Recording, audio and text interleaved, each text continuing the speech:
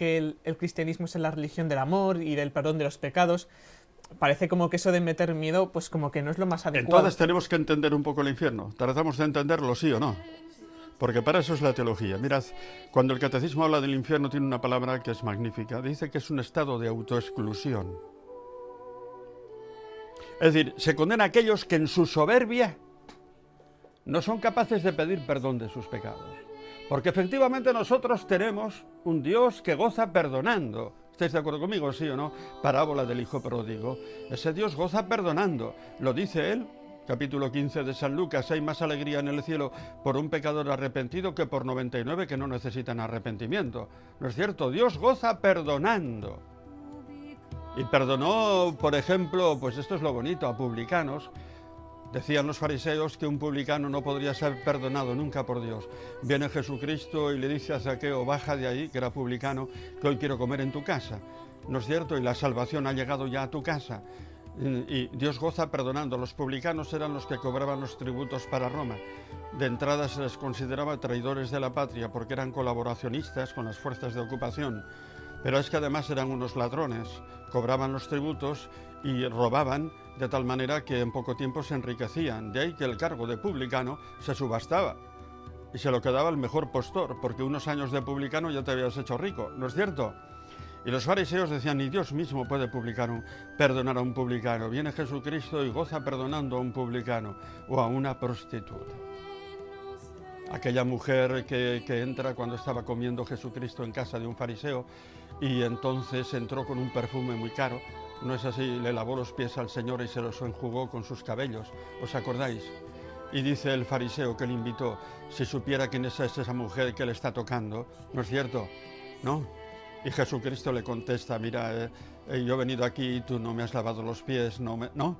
Y esta mujer pues ha venido y le dice Jesucristo a esa mujer, es impresionante. Yo me la imagino siempre pelirroja, ¿entendido? Le dice, anda, vete y no peques más, ¿no es cierto? Ahí tienes el perdón. Una prostituta puede preceder en el reino de Dios a los fariseos. Ahora bien, aquel que en su soberbia no es capaz de pedir perdón se autoexcluye del perdón de Dios. ¿Lo habéis entendido? Hay por ahí un netarra, cuyo nombre no quiero decir, y él ha dicho ha cometido muchos crímenes. Y él ha dicho públicamente que no se arrepentirá nunca de eso. Yo le digo, muy bien, te arrepientas, creas o no creas en Dios, cuando te mueras te vas a encontrar con Él. ¿Entendido? Te va a juzgar. Y te vas al infierno.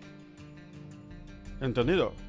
Y entonces la pregunta que nos hacemos es si el orgullo del hombre puede llegar a tal punto que sea incapaz digamos, de arrepentirse. ¿Entendido? Yo recuerdo una vez que hablando del infierno una señora preguntó, pero es que eso del infierno no me cabe en la cabeza porque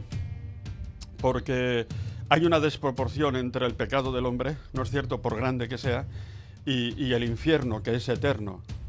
Y yo le dije, mire usted, señora, yo le voy a decir una cosa. Y se lo pregunto a todos los que están oyendo esta conferencia, le pregunté.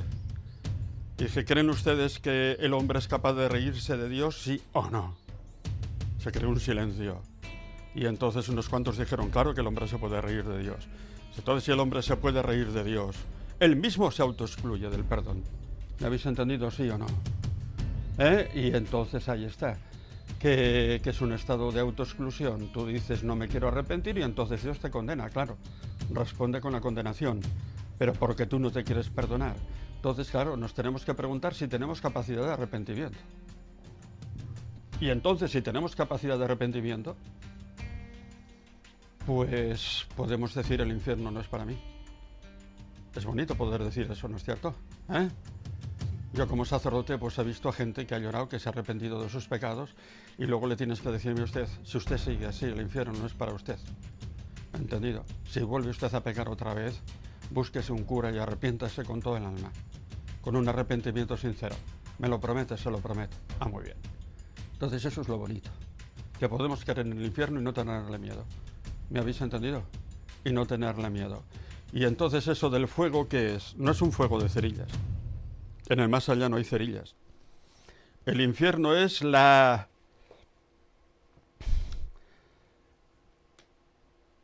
destrucción de la misma persona humana bajo el dominio definitivo del diablo, que ese sí que existe.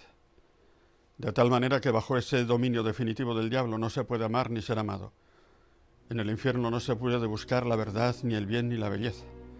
El infierno es, digamos, el odio eterno, la amargura eterna, eso es el fuego.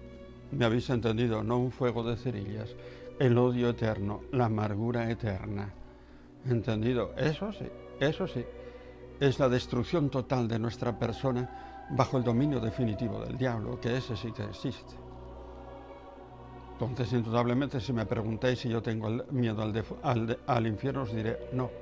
Gracias a Dios no tengo pecados graves, pero tengo leves y me confieso una vez al mes. ¿Me habéis entendido? ¿No? Entonces, ¿creéis vosotros que una persona que se confiesa constantemente una vez al mes de sus pecados leves se puede ir al infierno? ¿No es cierto? No, pues no es cierto, el infierno no es para mí y creo en él. Ahora hay que decirle a la gente, si usted se ríe de Dios, usted se condena. Entonces, a mí todavía no me ha quedado claro, o no ha quedado claro del todo,